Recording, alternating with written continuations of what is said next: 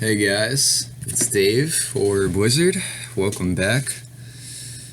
And it's about 5 minutes to kick off, so I don't have as much time to run through everything as I did last time for week one. Did not plan out my day properly. I'm gonna work on getting better at that, definitely. But basically, the line for the game today is the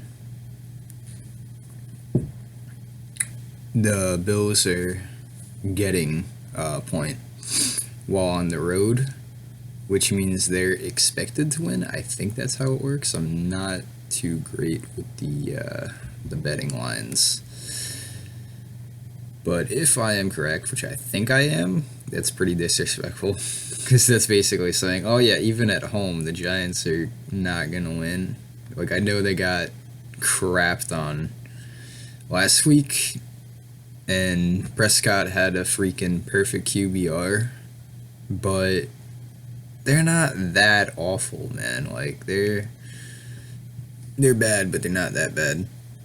Also, notable stuff. Sterling Shepard last game in the third quarter had a concussion, and the Giants are actually being investigated right now on whether or not they basically fucked up on the concussion protocol, because as soon as someone has a concussion, you're supposed to take them out immediately, regardless of whether they'd help the team win or not, because it's like an ethical, moral issue at that point. Like if you know your player is suffering concussion-like symptoms, you take them out immediately, no matter what. Like even if you're gonna lose the game, who the fuck cares? Like it's so much more than football at that point.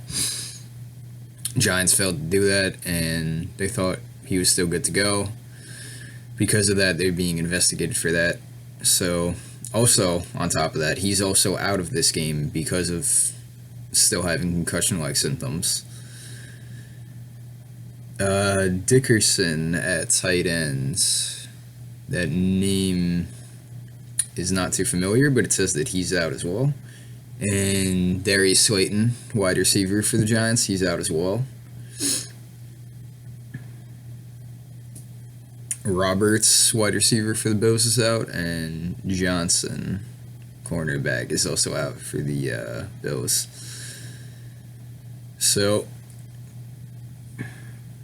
I think the formula for today is the Giants need to run the ball as much as humanly possible, because as you just saw with me going down the list, a lot of their wide receivers are hurt on the Giants or still serving suspension. Golden Tate still got the suspension. Sterling Shepard's out. Darius Slayton's out. So it's basically down to Evan Ingram at tight end, Russell Shepard, and I can't remember the other two guys' names, but it's literally just those four guys. Like, that's it. Any of them get hurt today, like, they're screwed. So I feel like they did not give enough touches to Barkley last game. They only gave him like 11 touches. I'm gonna say they give him closer to like anywhere from 15 to 20 touches today. And he's got so much home run playability that I think that'd be a good way to go. Either way, even if the wide receiving core wasn't as banged up, just because of how much of a threat he is to score every single time he gets the football. And also, it would ensure that the Bills don't have as much time to score, because obviously if you're running the ball, you're chewing a lot of clock up, you're getting the defense tired as well, and it could definitely work into the Giants' favor, so I think they should go with that kind of game plan. And Josh Allen has a really high interception percentage. So just basically make them uncomfortable. I'd say go press coverage with the cornerbacks, like really, really tight coverages. And then for the pass rush, they were awful in the first game. Like, there's no two ways about it. Try to generate some kind of pass rush. If you could even get a couple pressures, you don't even necessarily have to get sacks, but obviously that would be ideal for the Giants to do so. Just make Josh Allen as uncomfortable as possible. Make it so that he has to get it out within a 3-step drop, because he's not that kind of quarterback where he could be super effective with the 3-step drop. So if you make him rush the throws, I'm sure he's going to make some poor reads here and there, or he might make the right read, but he just rushes the throw, and then because of that, it either gets tipped and picked off or results in an incompletion. So Giants definitely need to work on that for their defense. For the Bills, I'd say try to limit the turnovers on offense as much as possible. Try to get the most out of your offensive line so that the Giants don't have much of a pass rush. And I'd say go with a lot of, like,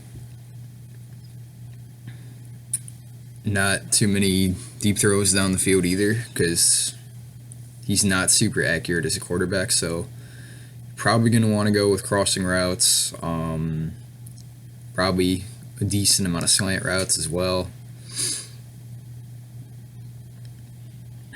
And also a healthy dosage of running the football should do the trick.